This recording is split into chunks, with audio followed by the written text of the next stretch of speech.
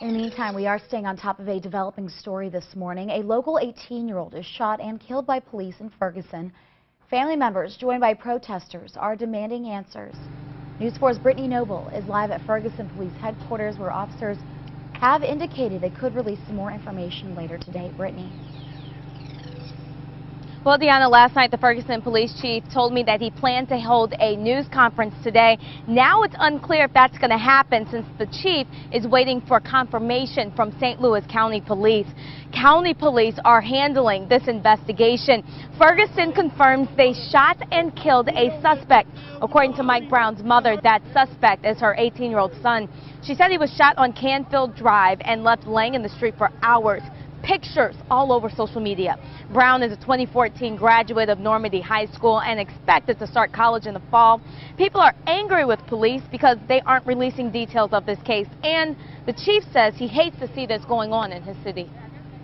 It's absolutely tragic. It breaks my heart to see this community, torn right now, and it's going to be up to all of us together to bring it back together.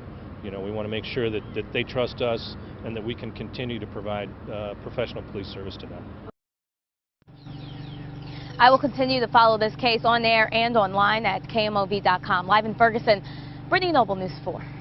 This was wrong, and that was cold-hearted. It was. Yep. Murder. Yep. No justice. Cold-hearted.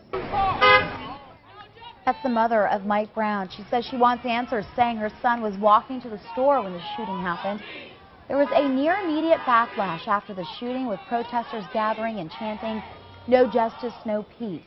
Brown's mother says her son recently graduated from high school, planned to start taking classes at Vatterott College on Monday. We understand police have cell phone videos from several witnesses that will be part of the investigation. The shooting happened in the middle of the afternoon, and dozens of people say they saw it happen. News 4's Corey Stark has more from witnesses and relatives of the 18-year-old who was killed. We wasn't causing any harm to nobody.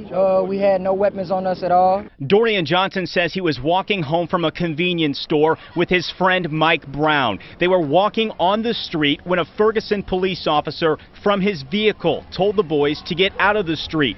Johnson says they kept walking, causing the officer to confront the boys, first from his car, then got out of the car, firing a shot. Johnson says him and Brown were scared and ran away from the officer. He shot again, and once my friend felt that shot, he turned around and he put his hands in the air, and he started to get down, but the officer still approached with his weapon drawn, and he fired several more shots. No justice, no peace. Instantly, hundreds gathered, angered and saddened by what they call a complete overreaction by the officer. Now a family is demanding answers. You took my son away from me. You know how hard it was for me to get him to stay in school and graduate? You know how many black men graduate? Not many. Because you bring them down to this type of level where they feel like I don't got nothing to live for anyway. They're going to try to take me out anyway. The crowd became more angered, even someone firing shots. No one was hurt. Meanwhile, Brown's body laid in the street for hours. The shots that were being fired were very close to that scene, so we needed to make sure that the crime scene was safe. That's why we called for the additional officers, so that we could safely, without conflict, move everyone back far enough. Ferguson Police Chief Tom Jackson says the St. Louis County Police Department is handling the investigation into the officer shooting, and says as standard procedure, the officer has been put on paid administrative leave. We do want this investigated fully, and that's why we asked for the outside help to do that. Corey Stark, News 4.